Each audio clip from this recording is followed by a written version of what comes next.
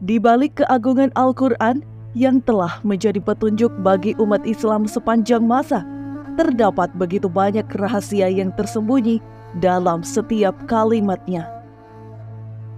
Al-Quran mengisahkan banyak tokoh sebagai pelajaran. Namun di antara tokoh-tokoh yang diceritakan dalam Al-Quran, terdapat sosok misterius yang disembunyikan namanya. Sosok ini menarik perhatian para peneliti, sarjana, dan pecinta Al-Quran yang ingin menggali lebih dalam tentang jati diri sosok misterius itu. Siapakah mereka? Mengapa Allah memilih tidak menyebutkan nama-nama mereka? Inilah perjalanan mengungkap sosok misterius dalam Al-Quran yang jarang diketahui.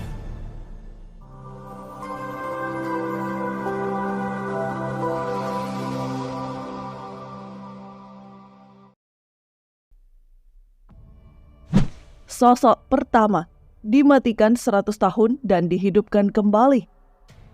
Dalam Al-Quran ada seseorang yang dikisahkan tanpa nama, padahal dia telah mengalami pengalaman yang menakjubkan dan menyerupai sebuah mukjizat, yaitu dimatikan selama 100 tahun lalu dihidupkan kembali. Dikisahkan dalam surat Al-Baqarah ayat 259, seorang yang pergi melewati kota yang hancur. Ketika dia melihat reruntuhan kota itu, dia berkata, bagaimana Allah akan menghidupkan kota ini setelah hancur menjadi puing-puing? Dia meragukan kemampuan Allah untuk menghidupkan kembali kota yang telah hancur.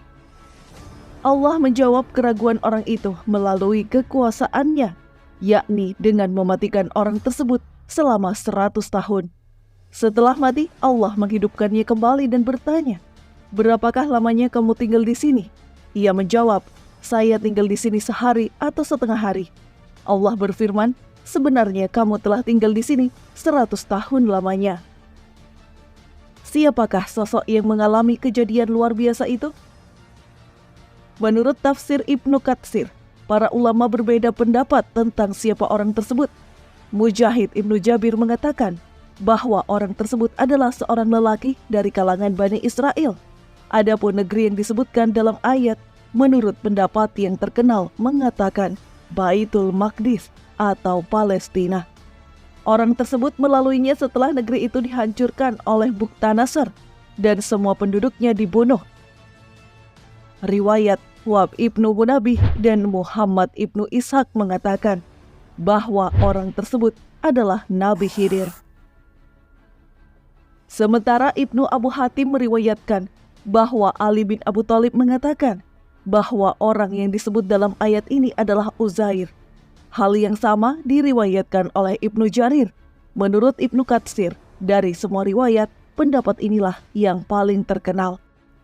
Uzair adalah salah seorang ulama Yahudi. Beliau termasuk tawanan yang dibebaskan oleh Raja Persia dan diperbolehkan kembali ke Yerusalem pada tahun 451 sebelum Masehi. Uzair adalah tokoh agamawan Yahudi yang berhasil menghimpun kembali kitab suci Yahudi setelah sebelumnya lenyap. Sosok kedua, pemindah singgasana Ratu Balqis.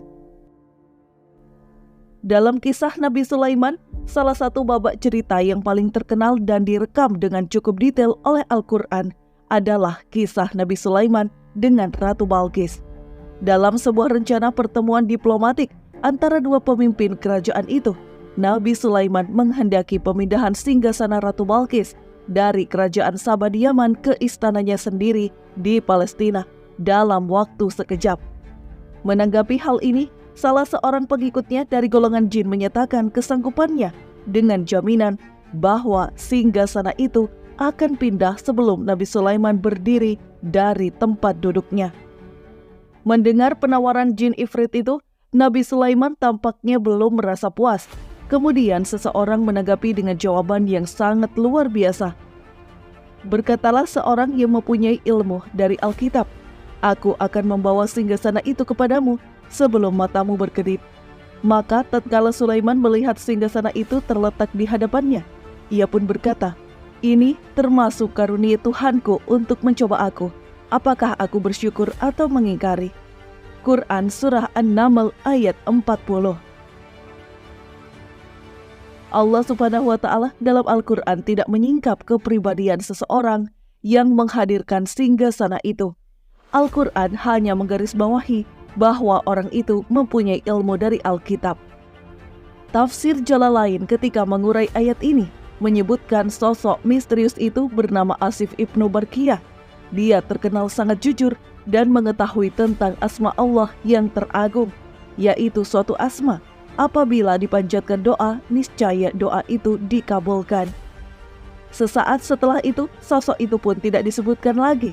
Nabi Sulaiman pun tidak menyebutkan atau memuji-muji kehebatan sosok tersebut. Hingga kini, identitas hamba Allah yang mempunyai ilmu dari Alkitab tersebut tetap menjadi rahasia Allah yang tersembunyi.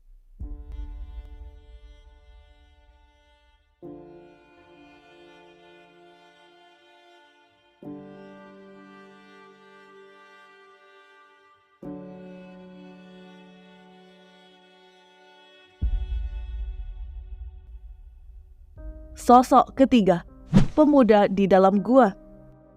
Salah satu kisah paling terkenal dalam Al-Quran adalah kisah pemuda di dalam gua atau Ashabul Kahfi. Kisah ini dituturkan di hampir semua agama samawi. Tapi menariknya, tidak ada yang bisa memastikan siapa saja mereka yang disebut sebagai Ashabul Kahfi ini. Bahkan jumlah mereka pun hanya Allah Subhanahu wa Ta'ala yang tahu pastinya. Allah Subhanahu wa Ta'ala menceritakan kisah mereka cukup panjang dalam Al-Quran. Surat Al-Kahfi ayat 9 hingga ayat 26. Mereka melarikan diri demi mempertahankan imannya dari satu rezim yang kejam hingga menemukan sebuah gua. Di tempat tersebut mereka berdoa, lalu tertidur. Setelah ratusan tahun mereka terbangun dan mengira mereka hanya tidur sebentar saja. Pada masa Rasulullah, umat Nasrani berbeda pendapat mengenai jumlah mereka. Allah menegaskan tidak ada orang yang mengetahui jumlah mereka kecuali sedikit. Ibnu Abbas lebih condong kepada pendapat yang mengatakan bahwa jumlah mereka itu 7 orang dan yang ke-8 adalah anjingnya. Pendapat ini kemudian diikuti pula oleh mayoritas ulama. Mengenai nama-nama mereka yang 7 itu, terdapat macam-macam pengucapannya. Menurut Ibnu Hajar, tidak ada yang dapat dijadikan rujukan karena bukan nama Arab. Dalam tafsir Ibnu Katsir disebutkan nama-nama mereka sebagai berikut: Maksalminah, Tamlikah, Martunus, Birunus, Dominus, Yatbunus, Falias Tatyunus, dan nama anjingnya Hamran atau Kitmir. Nama-nama ini diambil dari ahli kitab, sehingga kebenarannya masih diragukan.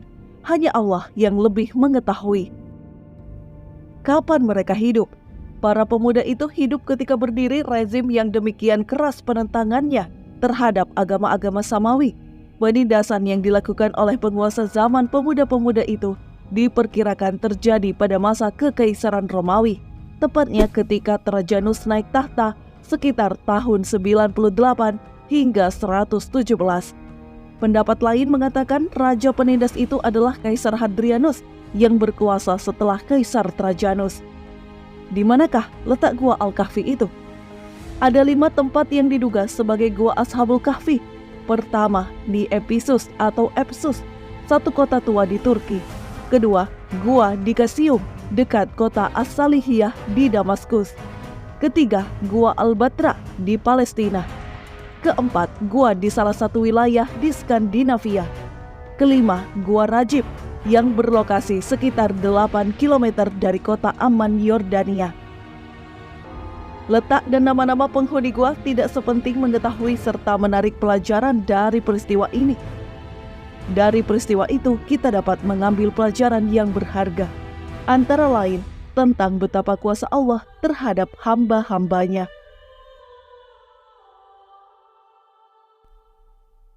Sosok keempat, lelaki pemberani di surat Yasin.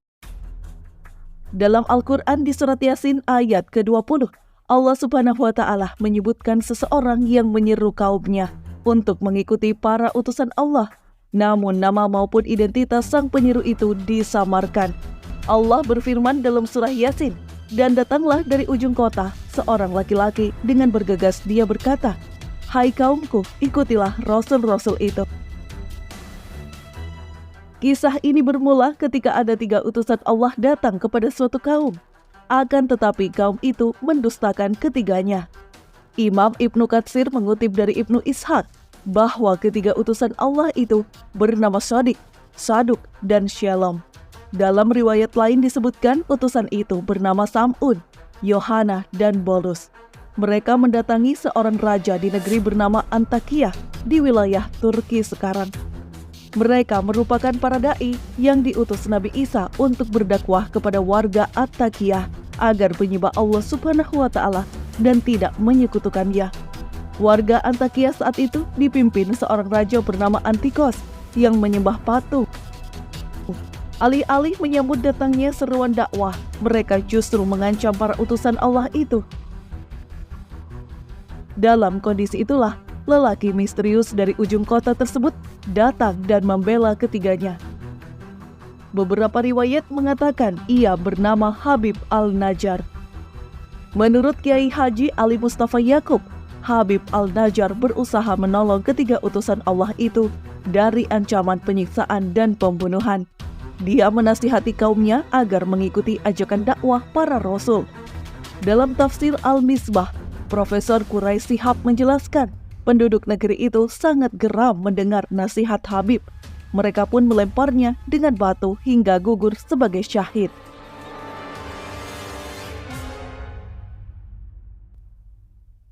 Sosok kelima, pengikut Fir'aun pembela Nabi Musa. Dikisahkan ketika pertentangan antara Fir'aun dan Nabi Musa sedang mencapai puncaknya, Fir'aun melontarkan ide untuk membunuh Musa. Dan berkata Fir'aun kepada pembesar-pembesarnya, "Biarkanlah aku membunuh." Quran Surah Al-Mu'min ayat 26. Di tengah-tengah rencana jahat itu, muncullah sosok di antara pengikut-pengikut Fir'aun yang ternyata selama ini menyembunyikan imannya. Laki-laki itu merasa perlu untuk menampakkan jati dirinya demi mencegah terjadinya rencana jahat tersebut. Allah Subhanahu wa Ta'ala merekam peran penting laki-laki ini dalam Al-Quran. Dan seorang laki-laki yang beriman di antara pengikut-pengikut Fir'aun yang menyembunyikan imannya berkata, "Apakah kamu akan membunuh seorang laki-laki karena dia menyatakan, 'Tuhanku ialah Allah'? Padahal dia telah datang kepadamu dengan membawa keterangan-keterangan dari Tuhanmu. Dan jika ia seorang pendusta, maka dialah yang menanggung dosa dustanya itu. Dan jika ia seorang yang benar, niscaya sebagian bencana yang diancamnya kepadamu akan menimpamu. Sesungguhnya Allah tidak menunjuki orang-orang yang melampaui batas lagi pendusta." Quran Surah Al-Mu'min ayat 28. Pada ayat berikutnya, lelaki mukmin tersebut menghujamkan argumentasinya berdasarkan sejarah. Ia memperingatkan tentang nasib-nasib kaum terdahulu yang mengingkari kebenaran. Lalu Allah Subhanahu wa Ta'ala menghancurkan mereka. Dalam tafsir Ibnu Katsir dijelaskan, menurut riwayat yang masyhur, lelaki mukmin dalam surat Al-Mu'min tersebut adalah seorang bangsa Mesir dari kalangan keluarga Fir'aun. As-Sadi, seorang ulama tafsir, mengatakan bahwa dia adalah saudara sepupu Fir'aun yang membelot dari Fir'aun dan bergabung bersama Musa alaihi salam. Pendapat inilah yang dipilih oleh Ibnu Jarir. Diriwayatkan oleh Ibnu Abu Hatim, lelaki ini menyembunyikan imannya dari mata bangsawan Mesir. Dia tidak menampakkannya kecuali pada hari itu, yaitu ketika Fir'aun mengatakan, "Biarkanlah aku membunuh Musa." Maka lelaki itu menjadi marah karena Allah Subhanahu wa Ta'ala, dan jihad yang paling utama itu adalah mengutarakan kalimat kebenaran di hadapan penguasa yang zalim.